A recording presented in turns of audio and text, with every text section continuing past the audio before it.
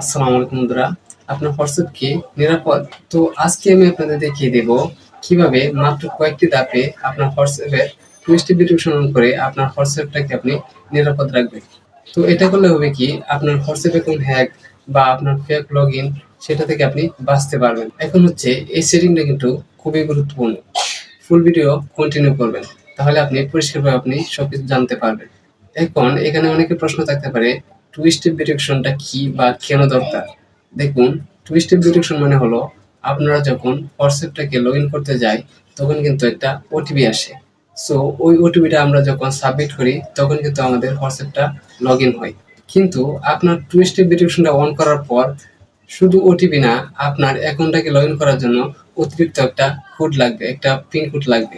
এখন যদি আপনি টু স্টেপ ভেরিফিকেশন অন করেন তাহলে আপনার সিম যদি কেউ নিয়ে যায় বা আপনার ফোন নম্বর যদি কেউ পেয়েও যায়, তাও কিন্তু সে আপনার হোয়াটসঅ্যাপটা লগ ইন করতে পারবে না। এটি হচ্ছে হোয়াটসঅ্যাপের জন্য একটি অতিরিক্ত সিকিউরিটি লেয়ার। অনেক হ্যাকার আছে এখন আমাদের হোয়াটসঅ্যাপের ওটিপি কোনো কৌশলে বের করে নিয়ে তারপর কিন্তু আমাদের হোয়াটসঅ্যাপে প্রবেশ করতে চায়। তাই এই ফিচারটি কিন্তু অন করে রাখা খুবই গুরুত্বপূর্ণ। তো কিভাবে হোয়াটসঅ্যাপের টু স্টেপ ভেরিফিকেশন অন করবেন, চলুন আমি আপনাদেরকে প্র্যাকটিক্যালি দেখিয়ে দিচ্ছি। তো শুরুতে আমি হোয়াটসঅ্যাপে চলে আসব। আমি আমার হোয়াটসঅ্যাপে চলে আসলাম।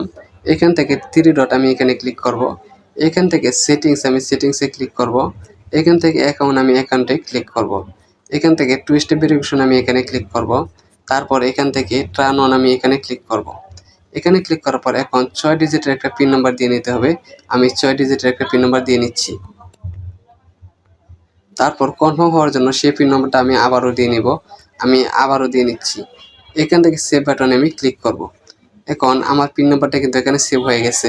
নিচে দেখেন লেখা আছে অ্যাড ইমেইল, আমি এখানে ক্লিক করব। এখানে আমি একটা ইমেল এখানে সেট আপ করে নেব, যেন আমার পিন নাম্বারটা যদি আমি কোনো সময় ভুলে যাই তাহলে আমার পিন নাম্বারটা যেন আমি রিকভারি করতে পারি। তার জন্য আমার একটা ইমেল এখানে দিতে হবে। আমি একটা ইমেল দিয়ে নিচ্ছি। আমি আমার জিমেলটা দিয়ে নিলাম। তারপর এখান থেকে নেক্সট বাটনে ক্লিক করব। সো নেক্সট বাটনে ক্লিক করার পর আমার জিমেলে একটা ওটিপি যাবে। আমি এই ওটিপিটা এখানে আমি বসিয়ে নিব। আমি আমার জিমেলে প্রবেশ করতেছি। দেখেন আমার এখানে কিন্তু একটা কোড চলে আসছে। আমি এখানে ক্লিক করব। এখানে ক্লিক করার পর এই যে কোড নাম্বার, এটা আমি এখান থেকে কপি করে নিব। আমি এটা কপি করে নিলাম। তারপর আমি আমার হোয়াটসঅ্যাপে চলে আসব। এখান থেকে আমি এটাকে পেস্ট করে দিব। আমি পেস্ট করে দিব। এখান থেকে আমি পেস্ট করে দিলাম। এখান থেকে ভেরিফাই আমি এখানে ক্লিক করব। এখান দেখেন আমার জিমেলটা কিন্তু ভেরিফাই হয়ে গেছে। এখন যদি আমার পিন নাম্বার আমি কোনো সময় ভুলে যাই তাহলে কিন্তু আমার এই জিমেলটাতে আমি রিকভারি করতে পারবো। এখন হচ্ছে আমরা যে ইমেলটা দিলাম সেটা কিন্তু দেওয়া খুবই গুরুত্বপূর্ণ। কারণ যদি আপনি কোনো সময় আপনার পিন কোডটা ভুলে যান তাহলে কিন্তু আপনার সেই ইমেলটা দিয়ে আপনি আপনার পিন কোডটা কিন্তু রিসেট করতে পারবেন। আরেকটা কথা আছে, সেটা হচ্ছে আপনি যে ইমেলটা দিচ্ছেন সেটা কিন্তু আপনার মনে রাখতে হবে। আপনি কি ইমেল দিচ্ছেন বা কি জিমেল দিচ্ছেন সেটা কিন্তু আপনার অবশ্যই মনে রাখতে হবে। যদি আপনি উল্টাপাল্টা ইমেল আবার দিয়ে আপনার অ্যাকাউন্টটাকে আপনি লগ ইন করতে চান বা আপনার পিন নাম্বার আপনি রিসেট করতে চান, তাহলে আপনার ভুল ইনফরমেশন দেওয়ার কারণে বা ভুল জিমেল দেওয়ার কারণে আপনার অ্যাকাউন্টটাকে কিন্তু হোয়াটসঅ্যাপ ৭ দিনের জন্য আপনার যত অ্যাক্সেস আছে সব কিন্তু ব্লক করে রাখবে। তাই অবশ্যই কিন্তু সঠিক ইমেল দিবেন। ভুলেও কিন্তু ভুল ইমেল দিবেন না। এখন অনেকের প্রশ্ন থাকতে পারে যে আমি যদি ইমেল না দেই, আপনি যদি আপনার অ্যাকাউন্টের পিন ভুলে যান তাহলে কিন্তু কিছুই করার থাকবে না। তাই ইমেল দেওয়াটা কিন্তু খুবই গুরুত্বপূর্ণ।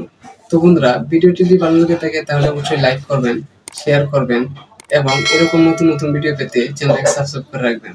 আল্লাহ হাফেজ।